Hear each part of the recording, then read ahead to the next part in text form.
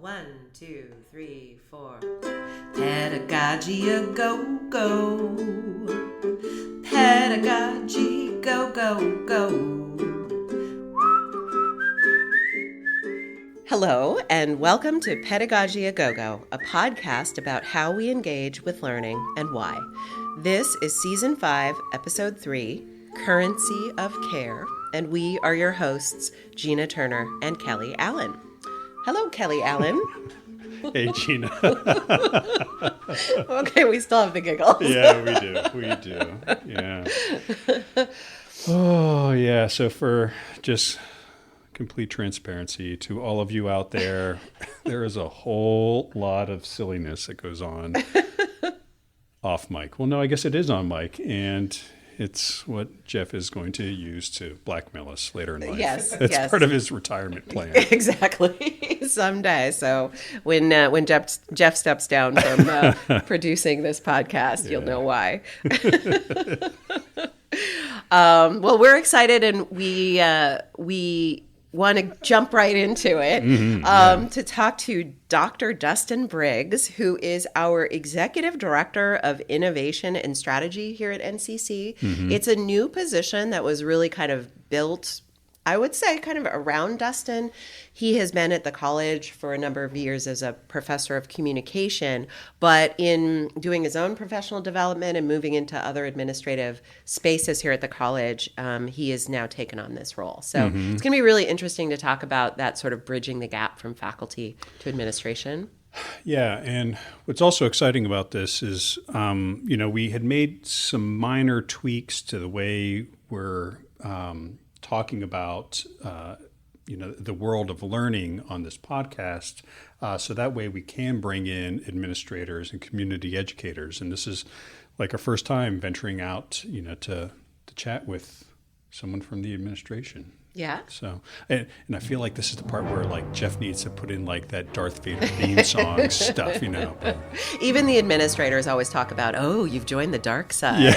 Yeah. So they know, they're self-aware. They totally do. But yeah, I'm totally looking forward to talking with Dustin. And apparently he was really excited about talking with us. And he had said, I think it was shortly after we invited him, he's like, oh, I thought when I switched from faculty to administrator, I'd never get to be on the show. So I'm glad to be a part of this. So I'm glad I'm saying glad a lot, but Lord have mercy. But yeah, so it's great that we're finally going to have the opportunity to sit down with him, because he's just got some incredible ideas, and he brings a lot of heart to the work that he does. Yep. So let's get started. Yeah. If you had just one word to describe yourself as a teacher, what would it be? I'm a terrible singer. Like, it is so incredible. And I was like, you know what? If I were to throw a dance party, this is the song I would start with. So my question for you is, if you were to throw a dance party, what song would you start with? How long do you have? You said that you have a hard stop at 1:15? Okay.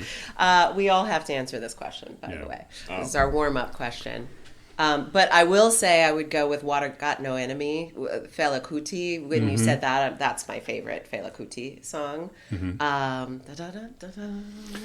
And it's a good, because it starts slow, but I have this group of friends, very briefly, because I know we should get started, but I have this group of friends who we've been a music club for 15 years. And when I still lived in Seattle, we would meet every other month or so, and we'd pick a theme and then pick 3 songs and then talk about them. And oh my God, that's amazing. It's amazing. It's so much fun. And so we've transitioned now into this app that's called Music League, which basically allows you to do the same thing.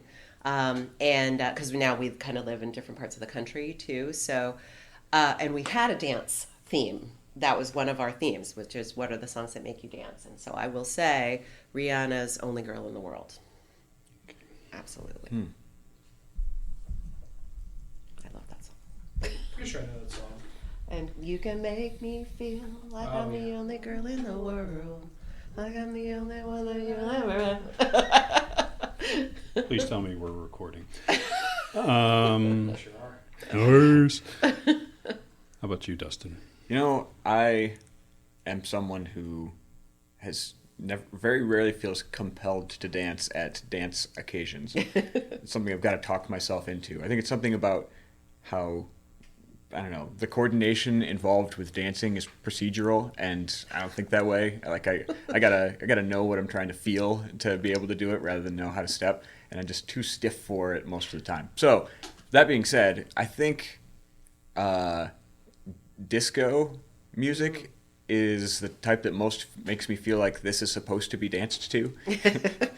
And so lately, Bee Gees' Stayin' Alive does that for me. Oh, yeah. A classic. I feel like I'm dancing just walking down the sidewalk listening Yeah. to that. And I guess, it's kind of what the pace of it is. Mm-hmm. So I don't know. I like songs that make me feel like what I'm doing is dancing rather than I need to do something different than what I'm doing for it to be dancing. I love that because it's a strutting song. Yeah, it is. And I have a whole dog walking playlist where the songs I can walk to the beat of the song. Mm-hmm. And I think I put "Stayin' Alive" on there. I'm not sure, but yeah, there's a few other songs where it's that I'm already dancing because I'm moving in time, walking in rhythm. The Grateful Dead's Terrapin Station album does that exact thing for me. Like, I just have very fond memories as an undergrad going through the Oak Grove at IUP with that in my ears, and I'm boogieing. Yeah. Oh man, it was wonderful. That's such a great feeling. But yeah, I totally hear you with the not feeling motivated to dance at dance functions. Like, I'm totally that guy, except for when I would go to Dead shows back in the day or Fish shows. Yeah. But other than that, I'm just like that person. I just like to stand and listen and watch. Yeah. And honestly, the song that popped into my head first was the training montage from Rocky IV. Because it makes me want to move. Yeah. But not in, a prescriptive step way that's for showing anyone else. It's like an internally motivating me to move in a way that I don't know, want to see myself express. So I don't know. Dancing, movement to music, different things for me, but I didn't know that until I started that sentence. So that's the thing is people are so afraid when you say dance. So many people are so afraid when you say dance. Yeah. It's like, oh, I need to be, I need to move in the syncopated, according to the steps and the rules. And Sure. Yeah, and it's a shame. It's like, I don't know. So I taught that study abroad class in Medellin, Colombia, twice, and on one of those occasions, one of the events that they had planned for us in our class was our students were meeting with their students, and they had a dance party. Yeah. Nice. And there were folks coming up to me, putting their hand out, hey, you want to come up and dance? And I'm like, absolutely not. And I just felt so weird. Yeah. But also I'm like, no, I'm like a middle-aged white guy from the U.S. I don't dance. What are you talking about? So, anywho. But thank you so much for answering all those questions. Yes. And Dustin, welcome finally to Pedagogy A Go-Go. How are you doing today? I'm doing well. This is something I have sneakily wanted to do for a while, but kind of realized it was likely invite only. So when I got the invite, I was pretty excited about it, and I tried to act cool for a while. Like dancing, not so good at that either. So why did you want to do it?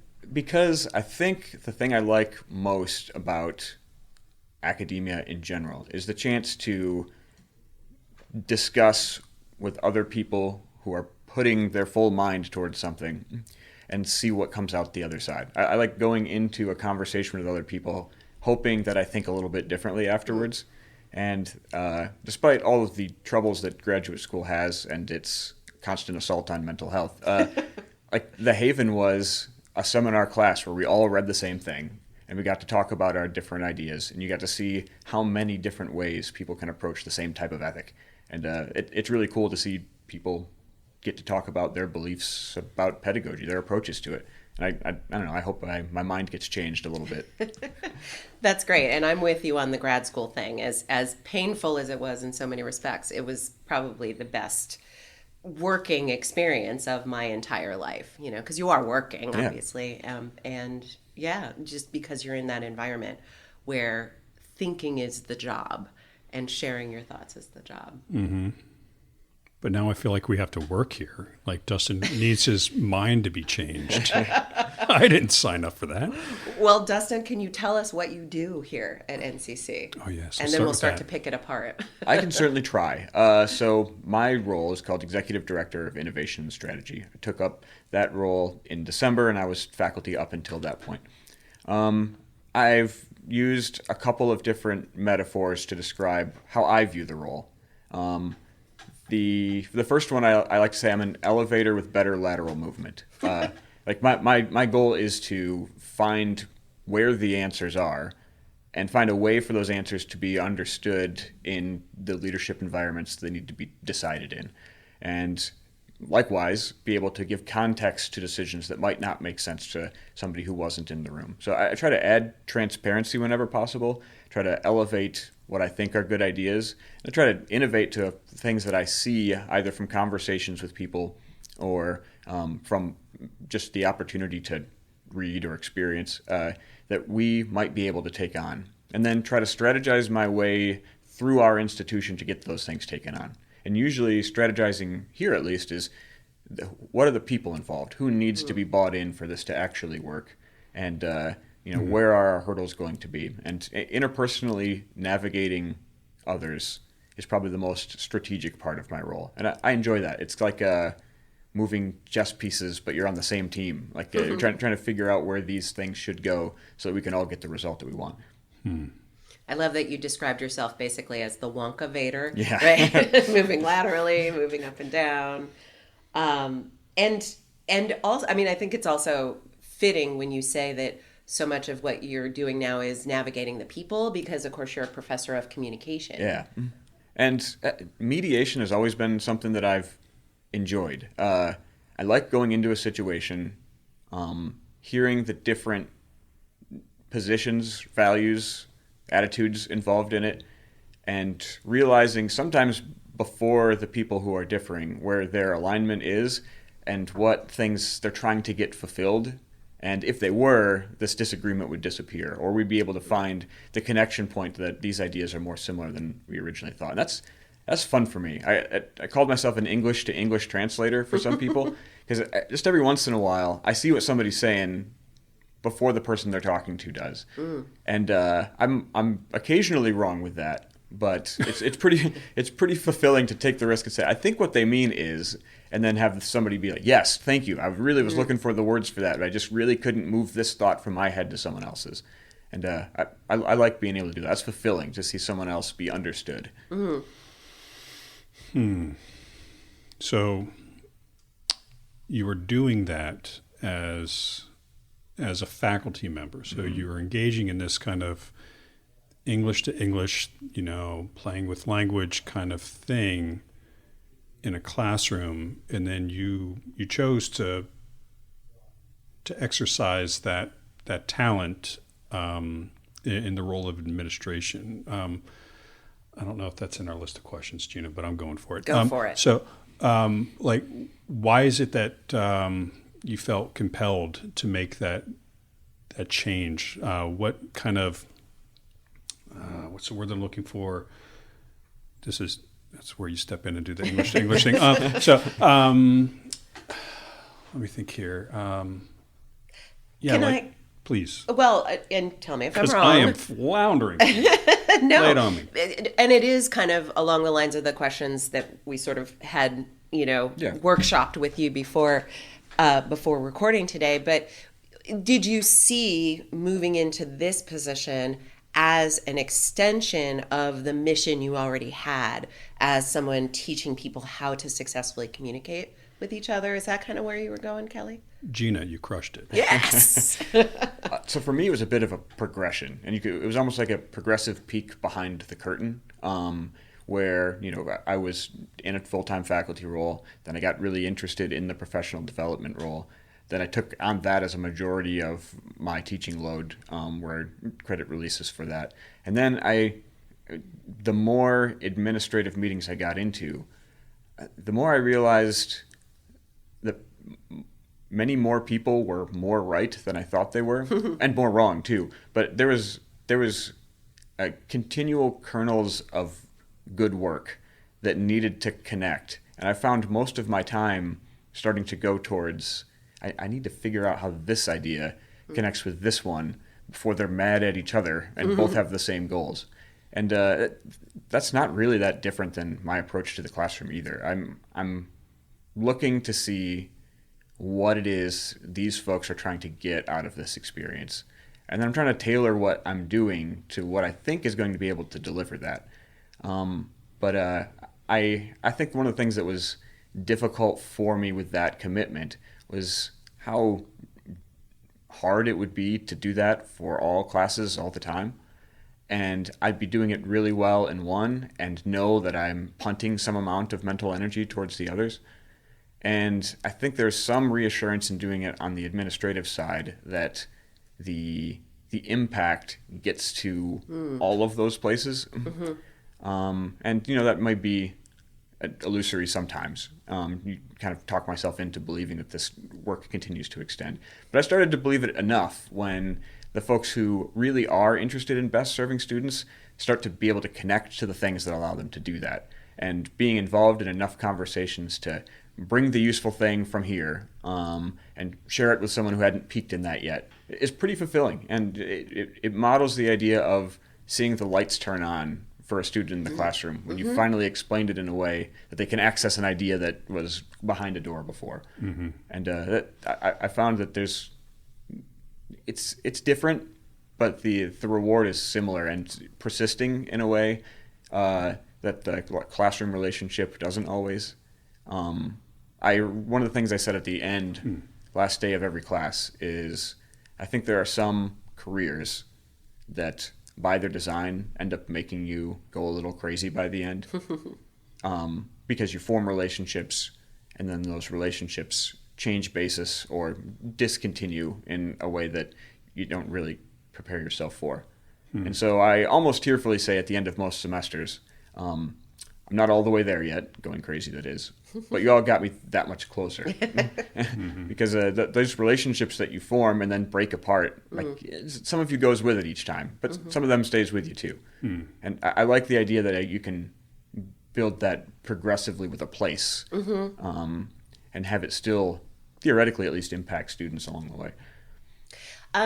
So I have seen you in action at some of these administrative meetings, and I always admire how you're able to turn something into a metaphor that kind of crystallizes what we're talking about. Often very mixed metaphors.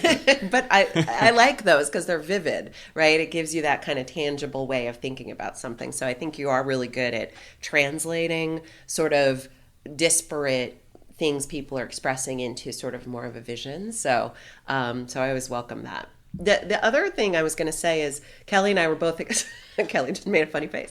Kelly and I were just That's my face. Come on, you made a funny face. I wouldn't have just laughed at your actual face. I know. But Kelly and I were talking about how, because we've both shifted into more administrative roles, and oftentimes when I explain what I do now, I say, but it's really the same thing as I was doing as a psychology professor. So I kind of feel like you're saying a similar thing too. My spiel is, as psychology is trying to make people's lives better, so we understand ourselves better, each other better, and make a better world. And that's what I'm trying to do with my work as the executive director of diversity, equity, and inclusion. So it feels like there's a lot that you're probably bringing from that identity as communication, instructor, and how that makes the world better in terms of continuing these relationships. Because I've felt that too. I'm sorry, I feel like this is very long-winded, but I've felt that too, that now I get to work with people not just for 14 weeks, but now for years. I'm developing these relationships with colleagues.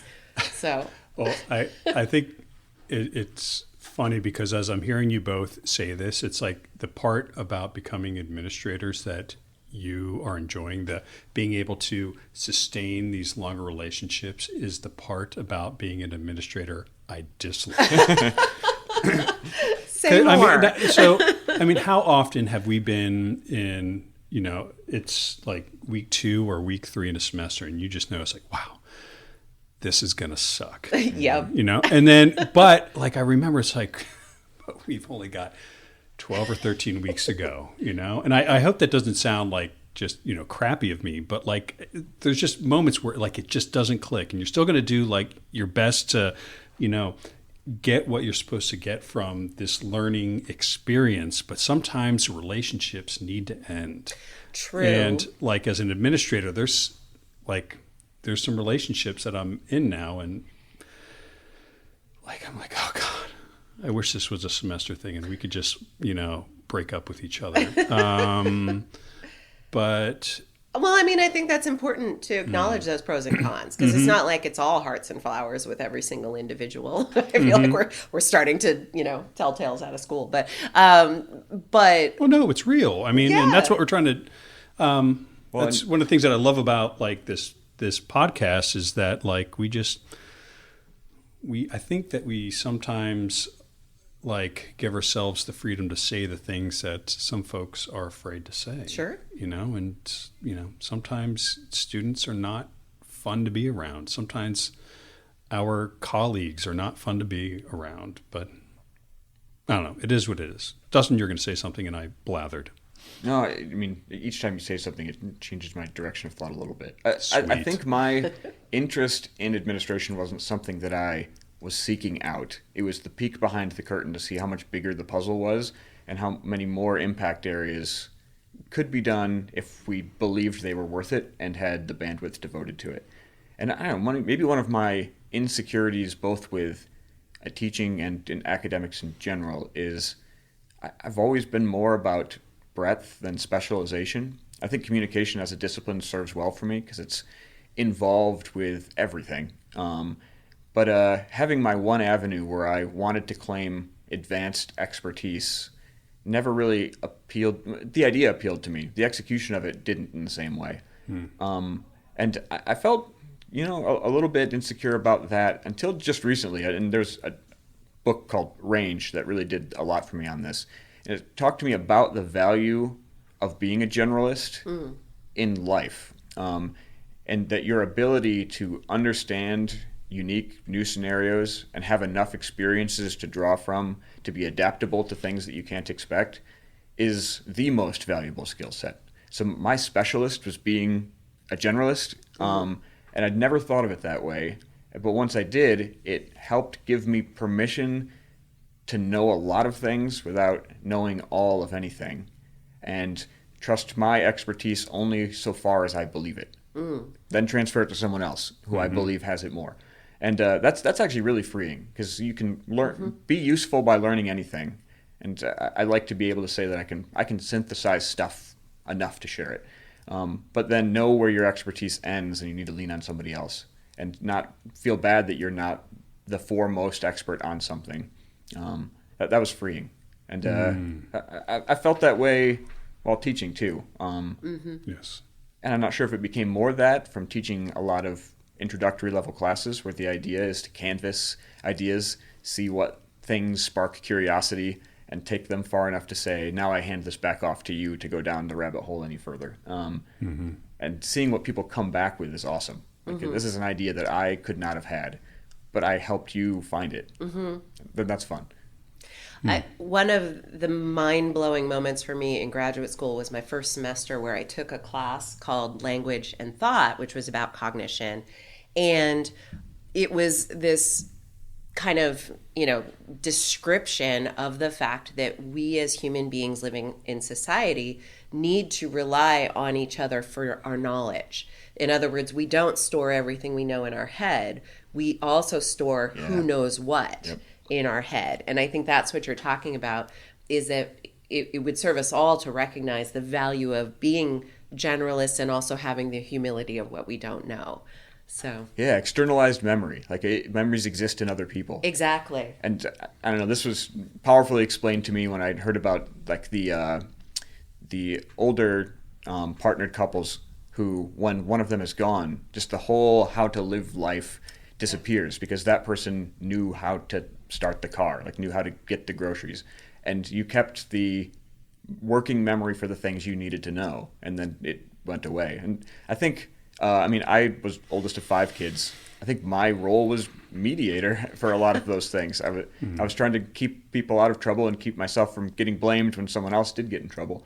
But that was the thing that my attention went towards, because a lot of other roles were filled. I think that I've continued to enjoy that, seeing what somebody else wants and seeing what I can do to affect achieving that outcome. So you've used the word mediator a couple times now. Is that the word you would use to sort of describe yourself maybe as a teacher as well? And maybe even in this administrator role, you talked about being a mediator. Or is there another word that you would use to describe yourself? I've got stuck between a couple words. Both start with R. But that one might be better than both. I originally thought responsive, but I didn't like how reactive that sounded. In my mind, responsive is being able to turn in the moment based off of feedback that you're continually looking for. But I realized that that's maybe reflexive gets me closer to that, and that's a word we used a lot studying critical communication pedagogy. But it's the process of looking back at yourself as often as possible and making concerned and discernible adjustments to how you want to position yourself in the world. And I do that all the time, in real time. There were days where a poor classroom experience would sit on me like, I don't know, an anchor. Until I unloaded it or found my next way through, that was a pain to my identity where it questioned who I was to the core. But there's a way out of that, and it's engaging in thinking through what actually occurred and how your commitments were or were not aligned with the choices that you made. And that's what I like to do. I like to figure out what could I have done, what could be done here, and do it as quickly as possible. So some combination of reflexive and responsive. I'm sorry. You got to pick one. Okay. Just kidding. I choose responsive because I think another big part of my teaching profile was I'm going to respond to your communication very quickly. Because if I have to think about it twice, I might not. It mattered to me when it popped up. And if it moves to a back burner, it might just burn. And I need to avoid that. Mm-hmm. So now in your administrative role, how have you kind of carried that identity with you? It's a lot of self-monitoring and trying to read rooms. And also maybe more trying to figure out where your sphere of influence isn't. Those probably been the biggest challenges. One thing that I'd say a miss about the classroom is it's an interactive thought audience. I mean, you have a primary role in how the discussion goes. And kind of like referring back to dancing, I don't want to do something to get attention. I'd prefer to either want my participation known at the front, or to have something that I feel deserves it. But there's a lot of times where the goal is to leave with a better understanding, and that doesn't necessitate participation, and that's trouble for me. So when you talked about how you were able to say 2 weeks into a semester, this is going to be a bad one, I'll just endure it. I can't do that. I immediately start to think, what are the things that I can manipulate so that the situation seems less bad? Who do I have to get on my team now so that this semester is going to be more survivable? And that was a real strategy of mine. You know early on who your cultural leaders are, or the people you have to buy in for this approach to learning to work. That's what I'm doing now in rooms where we're making decisions instead of teaching lessons. Who needs to believe in this for this to actually get off the ground? A lot of the work is think work and I don't know, but muzzling myself sometimes to make sure that I'm not contributing a thought that I don't yet know if I believe. I know that feeling in the classroom where you think, I kind of just have to throw out my playbook here because, you're in that situation where it's like, my things aren't working. This is not working for this particular audience. So now I need to really see where this audience is responding to a certain extent. I mean, not completely putting the ball in their court, but I mean, maybe back to the words you were using, being reflexive and responsive in the sense of, I still got to do my stuff. I still got to present the stuff, but I'm going to emphasize maybe a little bit. Maybe this makes me sound a little too wishy-washy, but I'm going to kind of emphasize where the audience is vibing and use that as my ability to create more trust in the room and then make it easier to get to that finish line without us all, Yeah. And I feel like I maybe have diluted the waters a little bit by saying that by week 2, this class, I know it's going to suck.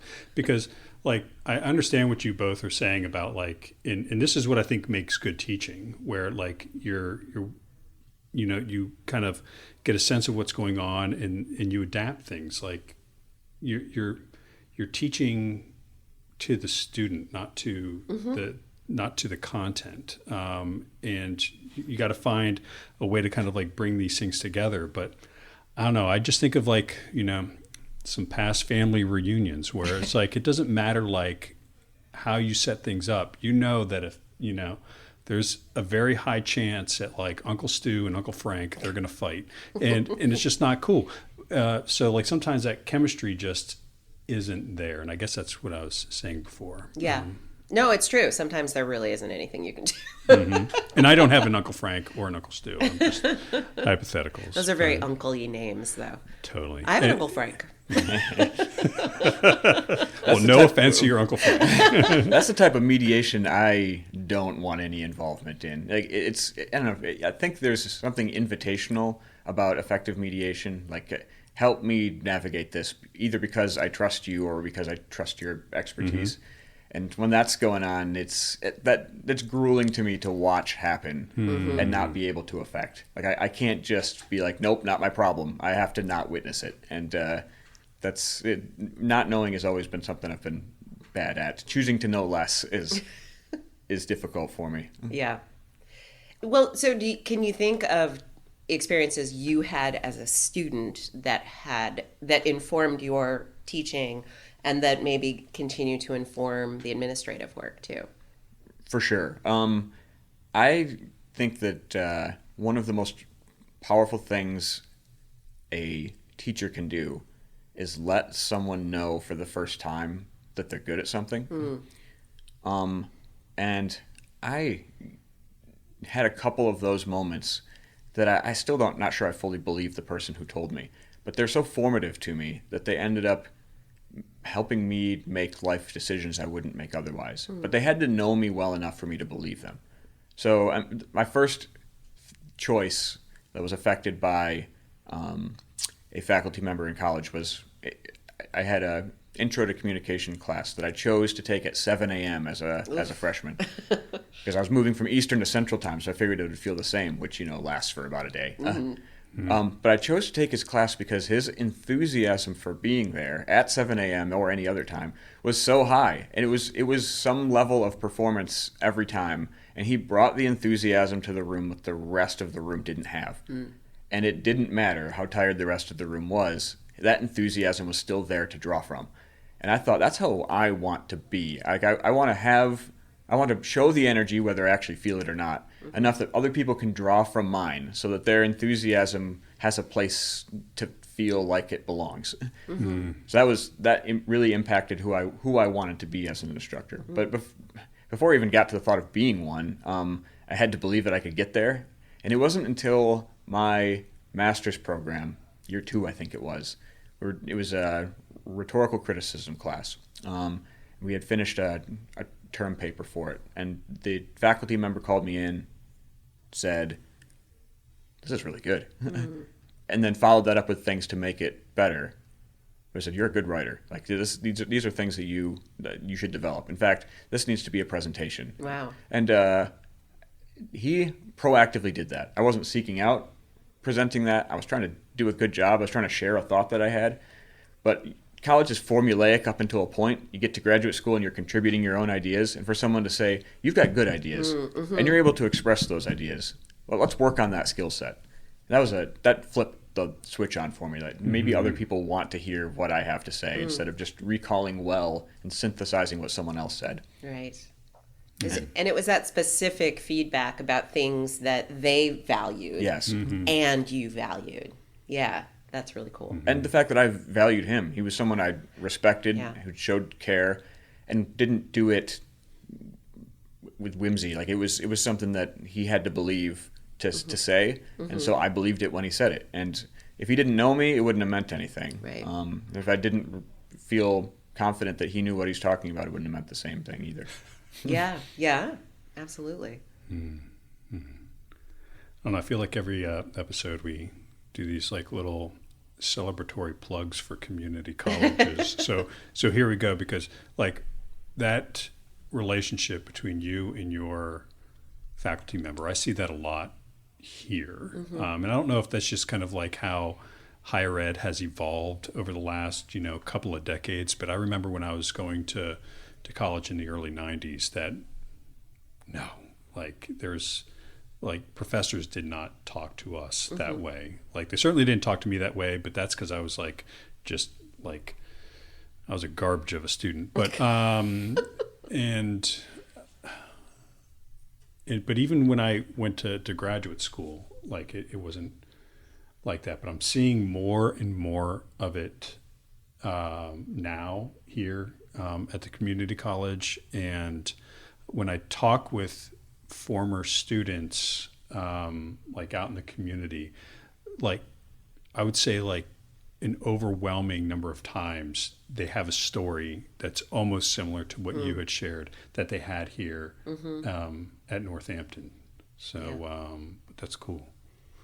At the we had our awards convocation last week, where the students have won scholarships for their GPA in their particular discipline, or a project they've done in the discipline, or various things. And then we had a student speaker, and I'm afraid I'm not going to remember what award this student speaker had gotten. But he gave a speech. We gave him a standing ovation because it was so beautiful. And it was what you just said, Kelly. He was talking about how what he was seeing modeled by the professors that he had was that they were partnering with him in the learning. And so it kind of comes back to what you were saying, Dustin, is that they were seeing him as a human being. He was seeing them as a human being. And that I wish I could, I'm paraphrasing badly what he said, but it was so moving, I think, because so many of us in the audience were the professors, right, that had taught these students. And it was so heartening to hear that. Because I think that also keeps us feeling enthusiastic as professors, right? Yeah, and that particular student, I had the chance to teach in a class that I took over because his professor had passed away during the semester. And he made a lasting impression on me, both because he's kind of cool and because he knew what he was after, and genuinely was looking for help to get there. Yeah. And so when somebody knows what they want, it's my favorite feeling to get someone else the thing that they know that they want. And I got to have some pretty cool conversations with him about why it is that he wants this, what's motivating him, and how he gets there. And to see that he's had that experience all around, and genuinely feels like this experience has got him there. That was really moving to hear, and those moments are special. Yeah, I think I don't know. Maybe the thing that connects what I like about administrative work to what I did enjoy as a faculty member is the currencies are the same. Like there's a currency of care that still works in either case, and care is what gets ideas to happen. It's what gets people to results. It's what builds relationships, which I think is the second type of currency. And I can't think of a time that comes easy to mind, and that might be just blocking out the times where I've misplaced it, where putting care into a person that has something they want has backfired enough that I wish I hadn't done it. There are certainly moments where that's happened, where I feel like I've done more than I should have here. But I think that currency of care is something that I'll carry into any role, or I won't be able to stay there. I'm sure you've all heard, like, you can't afford to care that much at times. I don't think I can afford not to. I think I would really have a hard time doing something that I didn't think was better served if I cared more. You just have to find your way to refill it. And this is all new to me still. Figure out how to deal with bad days, or days where you don't feel like you put in the care that you could have. Were you carrying more of it with you? I mean, I hear you. As someone newish still, I still say I'm newish to administration. It feels less tangible than what I do in the classroom. And because oftentimes the projects are longer lived, or they're bigger, or they're multi-tentacled, so I often get home and I think, what is my job?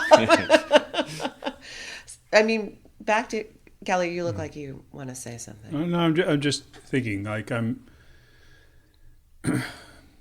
so like there's the other element in this as well is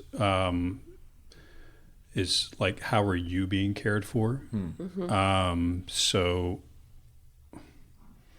there's different kind of relationships or levels of authority that are in play when you are in the administrative role, and that those added levels kind of put you in new positions of vulnerability. And when you're the instructor, you have more control, I believe, over your own care. But on the administrative side, you don't. Like, just full transparency, like, I've been talking with like life coaches, career coaches, because like it gets pretty bad. And one of the things that she shared with me about the experiences that I've had as an administrator, and Jeff, this is the part where you got to bleep it out, but she said that, it's like, in this role you are holding the umbrella, where it's like, so specifically when you had these projects that you are overseeing, you have staff that you are overseeing. So like, that's the level that you can kind of control. But then there's these other elements that having an administrative position at an institution of higher education, that, like, here it comes again, Jeff, like, it's raining on you. And so you're the one who has to hold that umbrella. So the thing that, I'll just say is, I guess, like, in this room, like, I have the longest tenure of having an administrative position, and that is that, like, you got to watch out for, like, that you are being cared for as well. And that's like one of the most significant changes that I've seen as my transition from, like, a full load faculty member to an administrative one. But kind of bringing the conversation back to where the two of you were about, like, have I cared enough? And, and you have like these like long projects, like, that's a tough one. Just like learning to just let go of it, and know, like, okay, I wasn't my best for myself or perhaps for my team. And I'm going to go back in tomorrow and say, I didn't feel my best yesterday. So how can we move forward with that? Now, and I'm going to stop this tangent in a moment.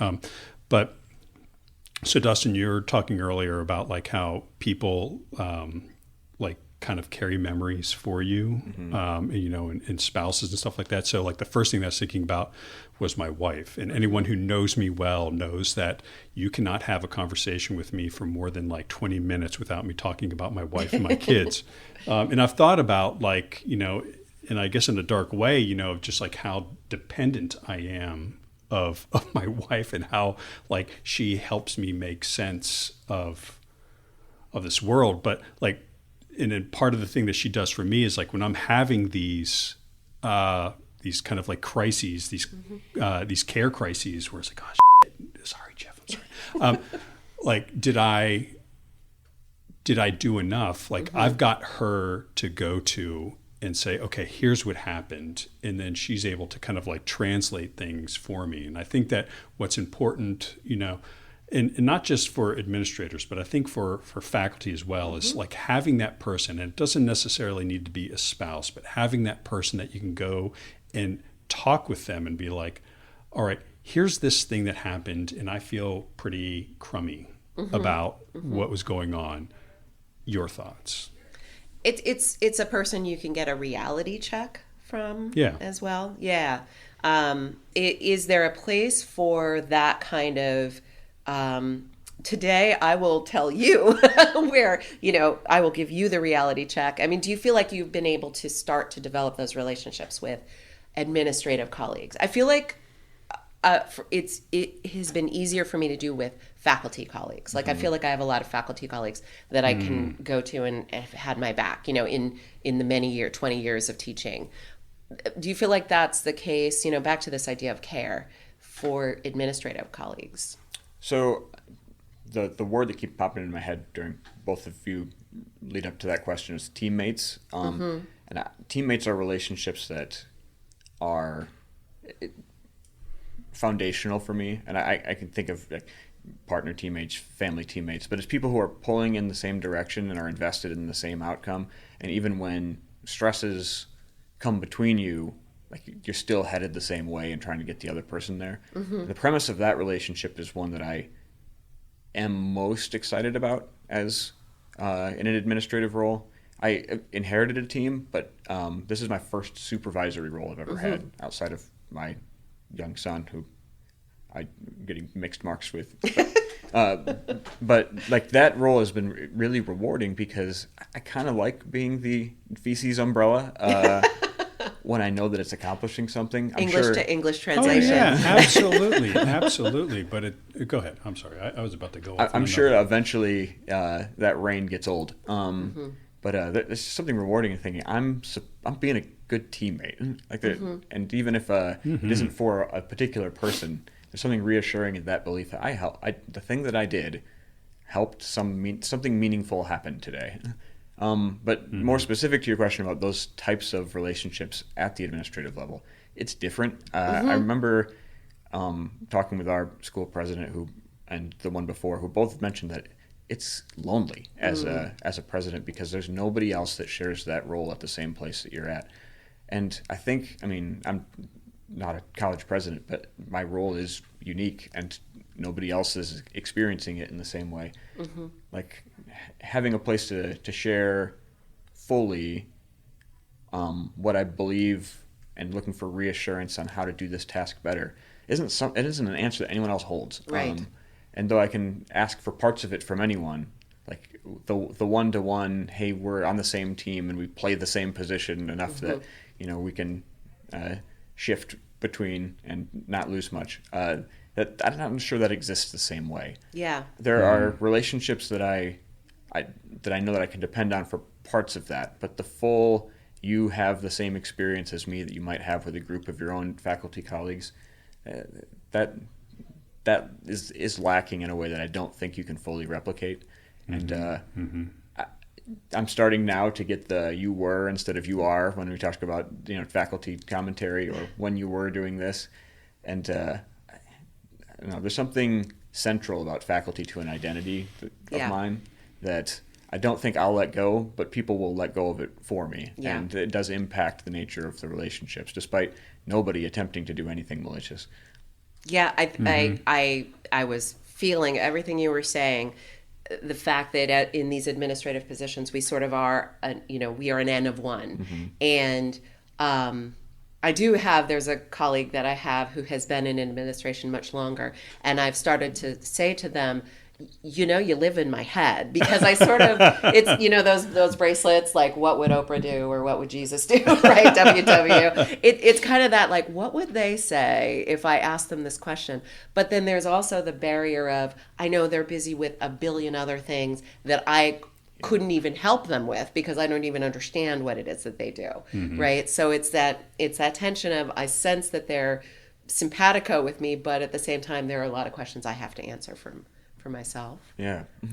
So, well, let's bring it back to something fun then. Let's go back in the classroom. All right. Now that we've all a great time, Gina. I know. I feel like we've all just spilled our guts about the agony of being administrators.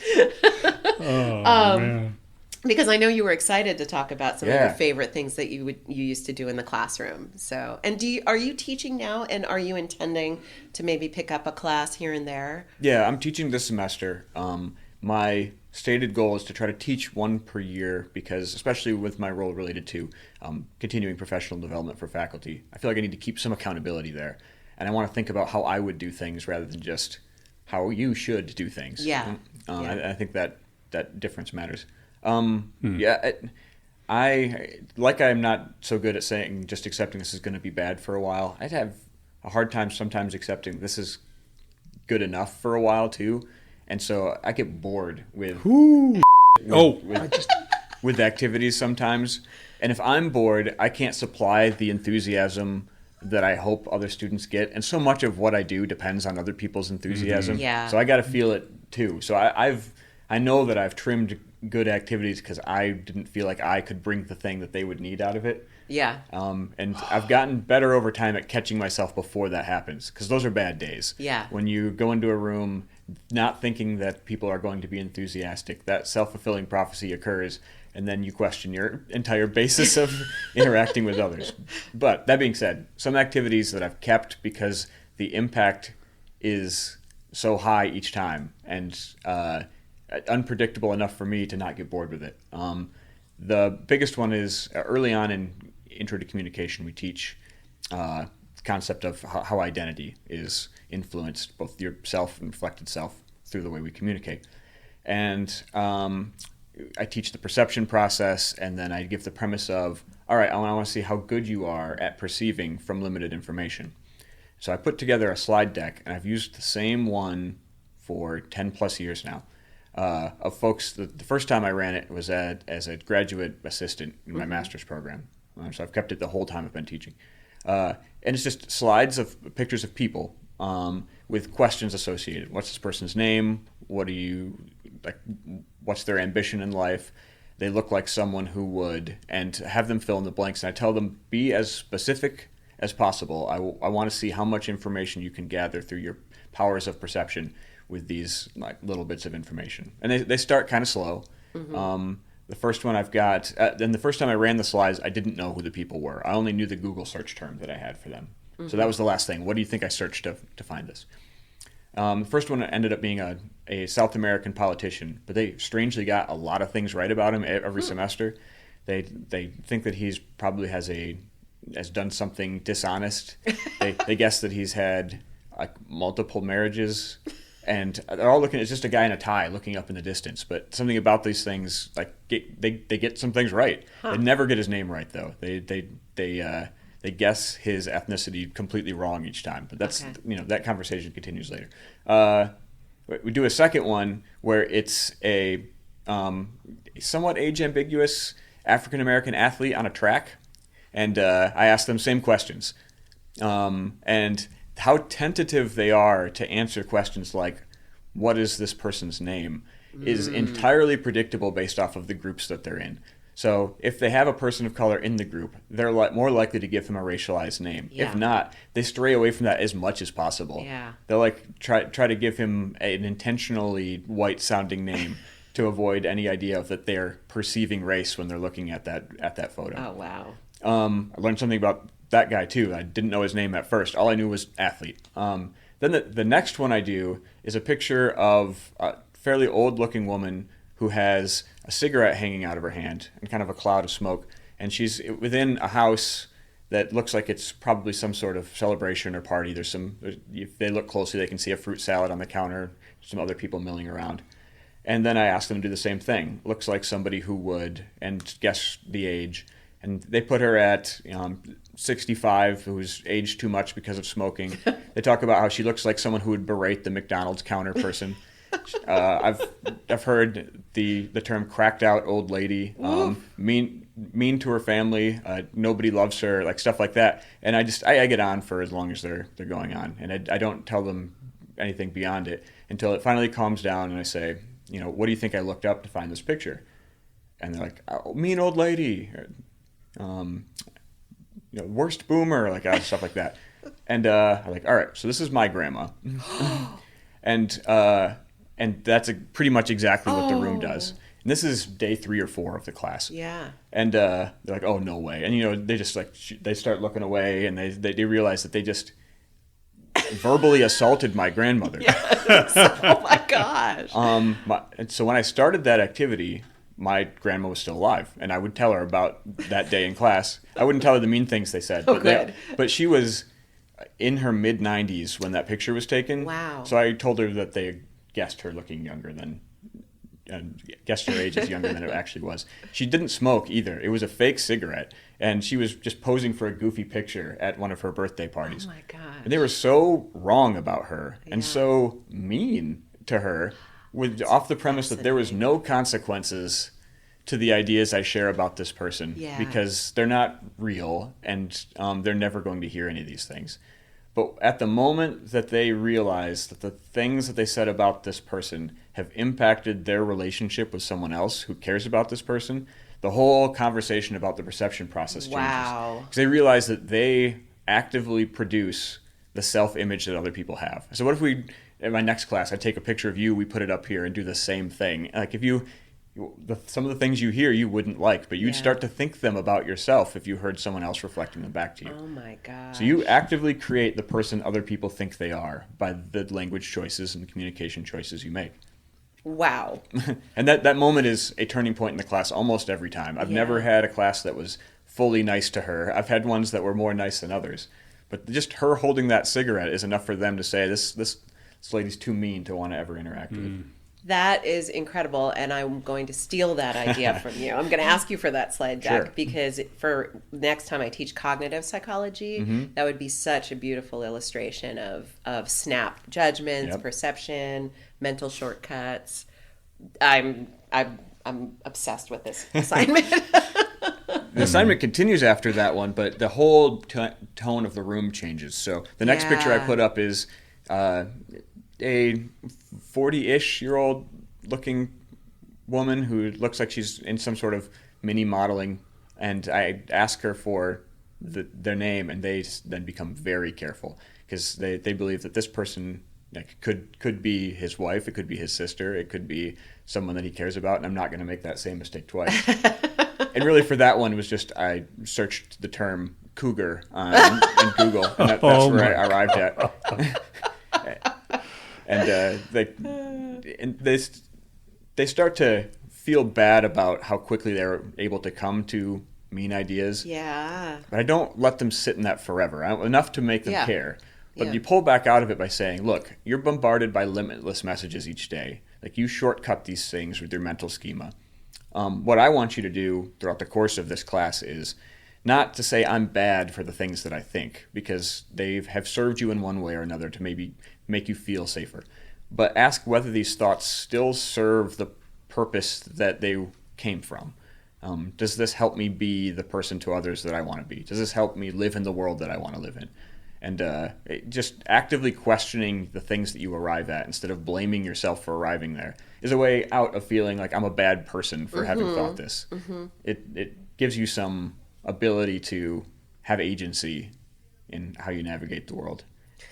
I'm just really glad now that you're going to still be in the classroom to do that assignment, because that's so powerful. That's one I would love to do as workshops for our employees as well, right? Because of course we all do that, right? So, well, I know we've got to be mindful of time, so I'm going to move on to thinking just, again, more big picture, right? That being the Wonka Vader again.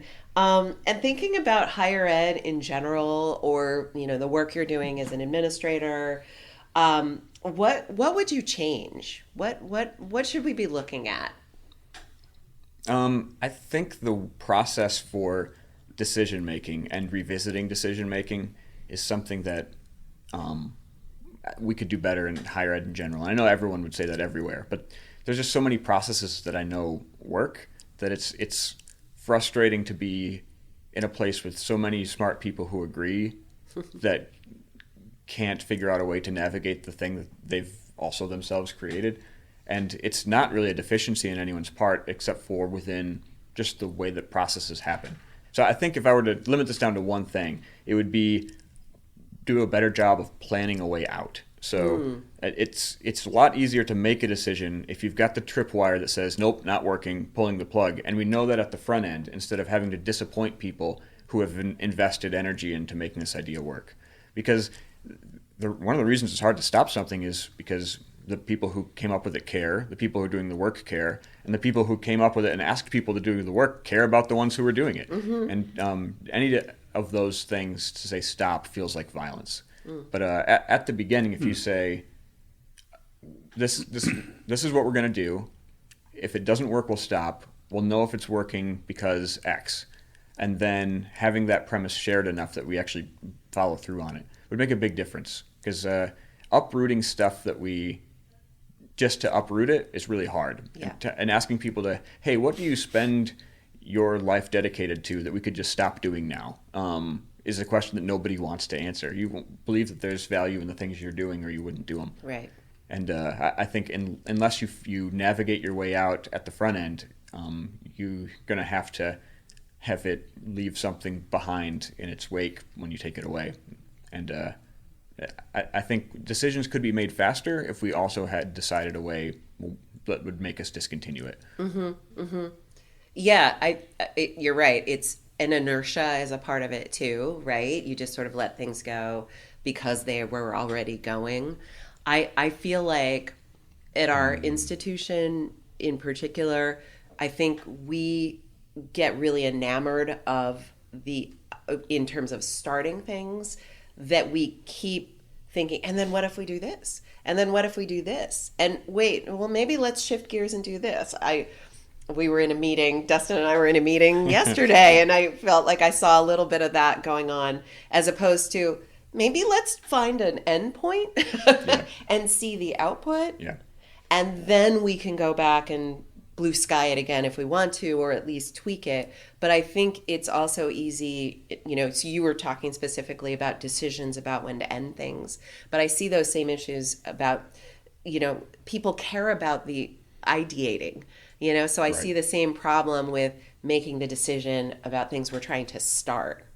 So yeah, and people like to input on decisions more than they like to decide. Yes.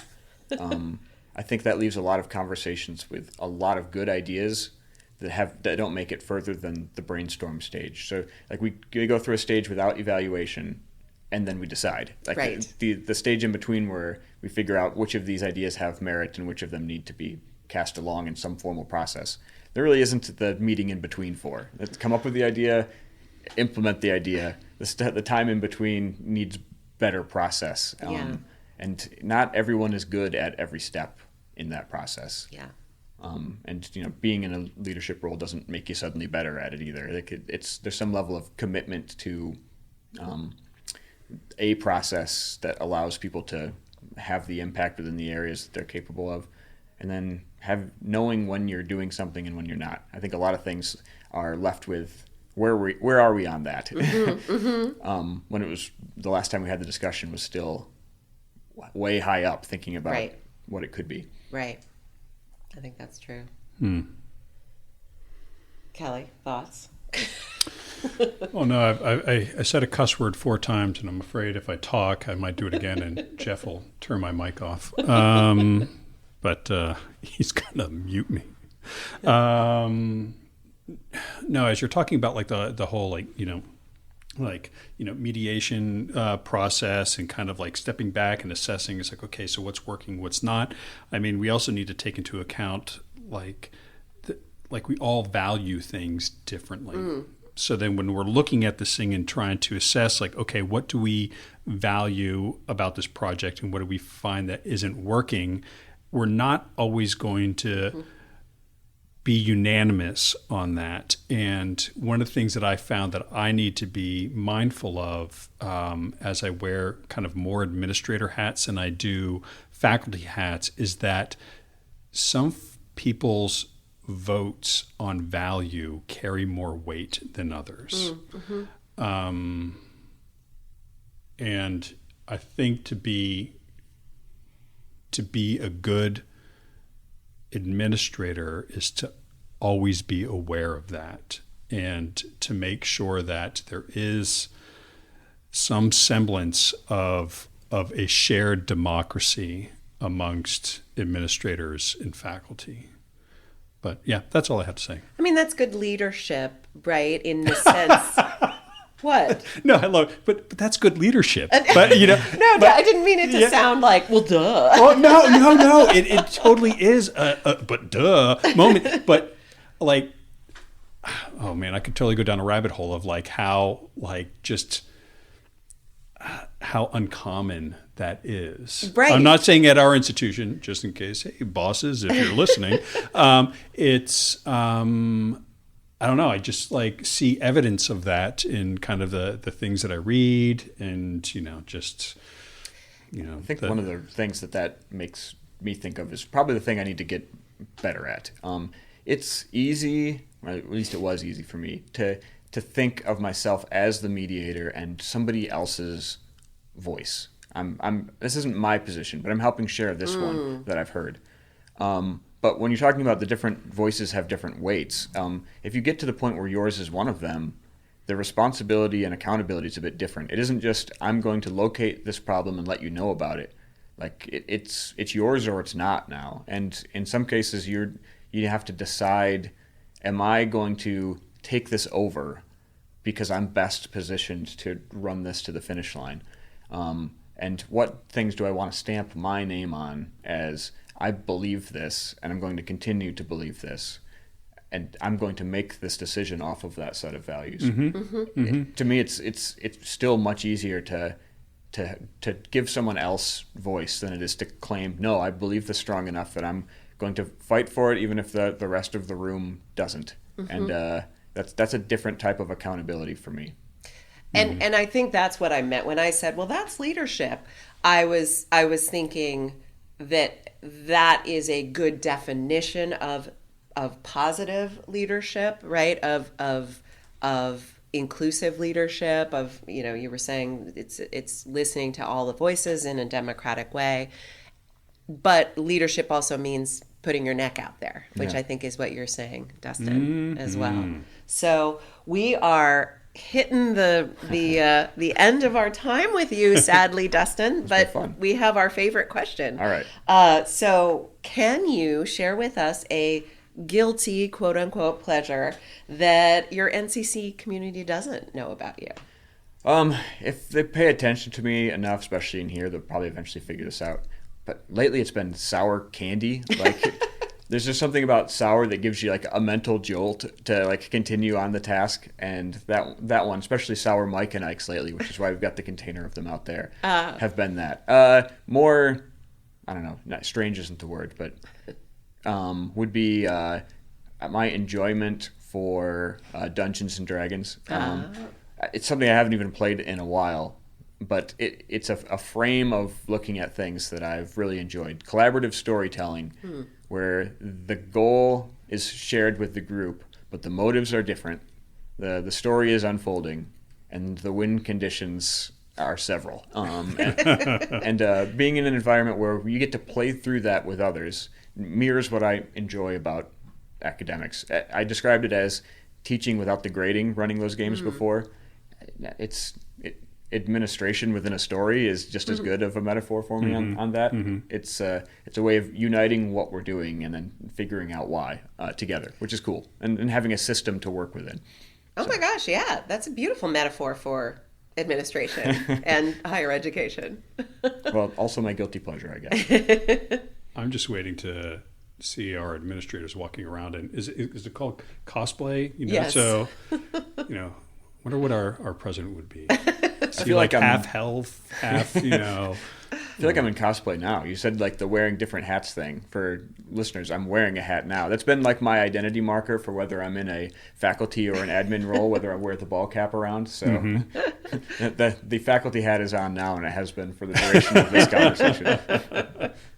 Well, that's awesome. Well, we hope that as you keep exploring your kind of your administrative identity, that you always continue to wear that faculty cap, because I just think it's important to be surrounded by our administrative leaders who just truly understand kind of the value of these institutions, and that's education. So thank you, Dustin. Oh, thanks for having me. It was a lot of fun. Yeah, really enjoyed it. Pedagogy a go go. Pedagogy go go go. Blown away. I know. So I'm always just, I don't know, really energized by the conversations that I have with Dustin. He has that unique talent of being able to kind of think outside of the box and back in the box. Like, he just really gets you kind of understanding the nuances of your craft in ways that perhaps weren't quite as obvious as they should be prior. So, yeah. Yeah, I think Dustin, it's fun to see Dustin operating, because I feel like his brain works in a way that sort of, you see his brain working as he's talking, and it works in a very different way than mine. So it's interesting in that respect too. And like I said, when we talked to him, he's really good at translating things into sort of a concrete metaphor that makes them graspable. And I feel like I'm much more of a sort of granular person or a big picture person. So he's kind of in the middle of that, and I always find that to be really interesting. And I think that's really important for the strategic work that we're trying to do at the college. Yeah, and I really appreciated the connections that he was making between the work of administration and the work of faculty, because far too often those kind of like two groups are seen in opposition to one another, which is so strange, because like we're here for the same reason, and that is to create like an enriching learning environment. But just sometimes our priorities are just, they don't quite jive with one another. And it was just really nice to hear how like he's making the connections between those two worlds, because sadly it isn't always so obvious. Yeah. When I teach health psychology, we talk about the hospital setting as having these three areas that start with C, and it's the core, the cure, and the care. And so what you just said, Kelly, made me think of that, because the core is the finances, right? And the structure and keeping the doors open. The cure obviously is the physicians, and the care is the nurses and all the staff that are really working with the patients. And that sometimes it's hard to connect those dots because they all have those different priorities. And I think that's what you're saying about faculty and administration. Oftentimes that same clash can happen, and the administrative staff, right, and the employees as well. We're sort of the core, care, cure in a way, in the same way. So I for one, I was thrilled to talk to someone else, like us, who has bridged the gap between administration and faculty. And a lot of our administrators have taught or do continue to teach too. So, yeah, and I enjoyed the moments where we were talking about what we do in time. So where in an administrative role, you had the luxury of more time to kind of like really kind of nurture an idea out into maturity, where as faculty, it's like, look, you've got like between 14 to 15 weeks to build relationships, get something done, and then breakup. Mm-hmm.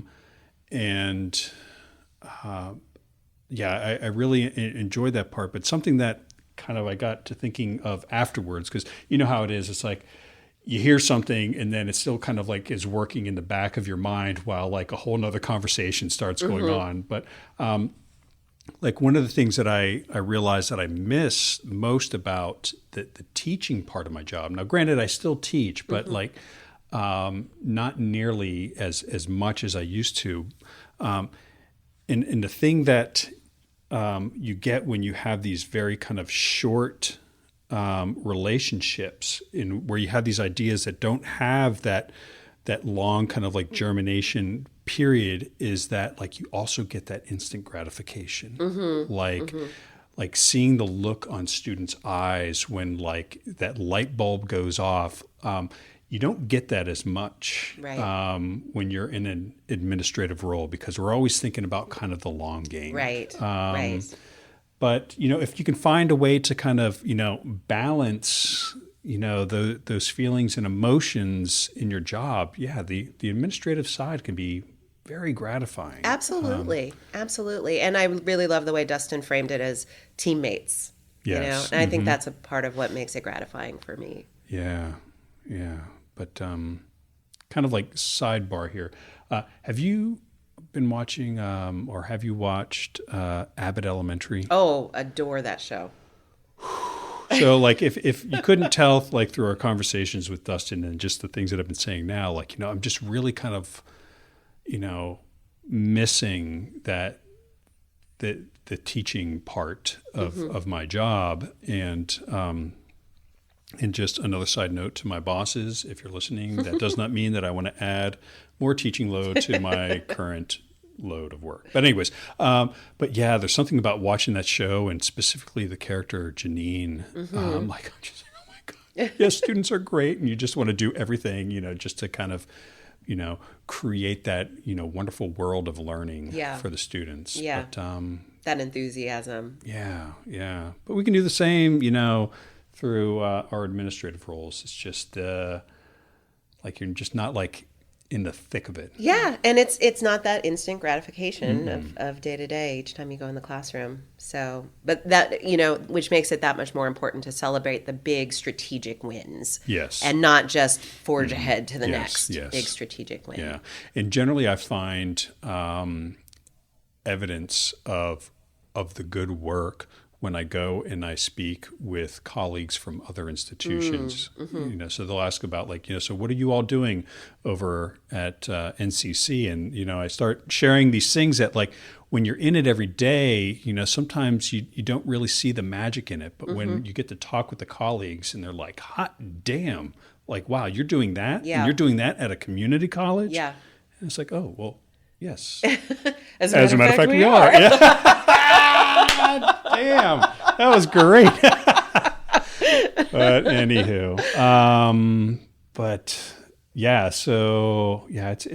it's tough, and so I'm really just thankful that we had this opportunity to talk with Dustin and kind of to see both sides of how this institution is run or how institutions are run, and hopefully our listeners found it to be rewarding as well. Yeah, and it makes me think too, we could bring someone in from our career services or our grants division and talking, again, connecting those different pieces of the puzzle. So yeah. If you got anyone in mind, let me know. And to be continued. Absolutely. And just one last thing before we sign off. So I got some great feedback from one of our colleagues and one of our listeners. So this is our third episode together now where like I've sat in the Tom seat. Yes. And they said that, they really enjoy like how things are going. And then they're like, but Kelly, sometimes like you kind of trail off, and mumble. Like you normally, like your articulation is there, but, so you trail off. So I just want to say, Karin, thank you for the feedback and for you. And I will translate English to English. And Kelly says, thank you, and we'll see you next time.